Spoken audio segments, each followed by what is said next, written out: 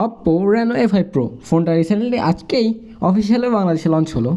ফোনটা নাকি এতটাই শক্ত যে আপনি 5-6 মিটার উপর থেকে ফেললেও ভাঙবে না। আর ফোনটাতে ওয়াটার রেটিং রয়েছে IP69। তবে শক্তপোক্ত হলেই তো ফোন সব দিক ভালো হয়ে যায় না। তাহলে চলুন কথা না বাড়িয়ে পুরো ভিডিও শুরু করি। তো ভিডিও শুরুতে বলে রেখে আমাদের ভিডিওটা লাইক করে অবশ্যই চ্যানেলটা সাবস্ক্রাইব করে দেবেন। ফার্স্টে যদি কথা বলি ফোনটির ডিজাইনে, তাহলে ফোনটির ডিজাইন যা নিজস্ব পছন্দ, অনেকের কাছে পছন্দ হবে আর অনেকের কাছে পছন্দ হবে না। তবে পার্সোনালি আমার কাছে ফোনটার ডিজাইন কিন্তু অনেকটাই সুন্দর লেগেছে, দেখতে অনেক সুন্দর লাগছে। ফোনটিতে ক্যামেরা হিসেবে রয়েছে দুটো শুটার, মেন শুটার 50 মেগাপিক্সেল এবং 2 মেগাপিক্সেল একটা ডেপথ সেন্সর। আর এই ফোনটির ফ্রন্ট ফেসিং ক্যামেরা 8 মেগাপিক্সেল।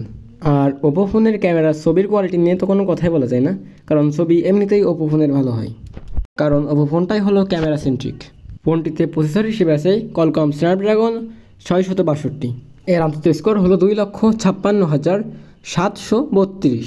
আর এই ফোনটার গিগম্যাক্স স্কোর হলো সিঙ্গেল করে 442 এবং মাল্টি করে 1178। ফোনটির প্রসেসর সেকশনে যদি কথা বলি, তাহলে প্রসেসর সেকশন আমার একটু পছন্দ হয়নি, কারণ এই 20,000 টাকা বাজেট অনুযায়ী G99 উচিত ছিল অবশ্যই, আর সেখানে আমরা পাচ্ছি এই প্রসেসরটা।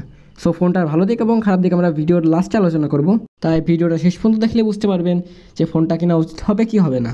ফোনটিতে ডিসপ্লে হিসেবে আছে 6.67 ইঞ্চি একটা IPS LCD প্যানেল, যেটা আবার HD+।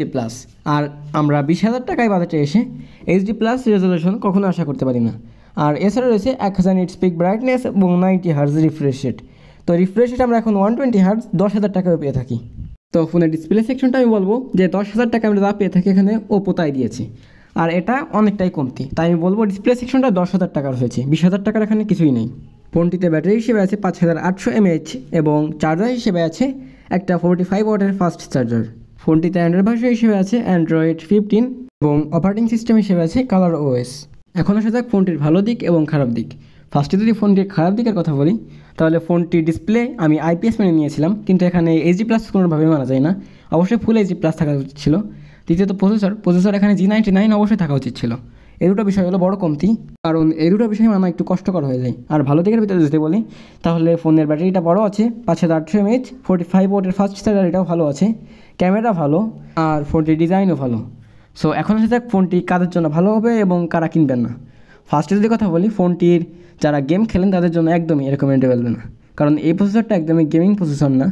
ফোনটা কিনতে পারেন তারা যারা মাল্টিটাস্কিং করেন, মোটামুটি ইউটিউবে ভিডিও দেখেন, টিকটক ভিডিও দেখেন, ফেসবুক, হোয়াটসঅ্যাপ এগুলো রেগুলার ইউজ করেন, তাদের জন্য ফোনটা ঠিকঠাক আছে। আর যারা একটু হার্ড জব করেন তাদের জন্য ফোনটা অবশ্যই রেকমেন্ডেবল, কারণ এই ফোনটা হঠাৎ করে যাতে পড়ে গেলেও ভেঙে না যায়, সেই জন্য এই ফোনটা ভালো হবে আপনাদের জন্য।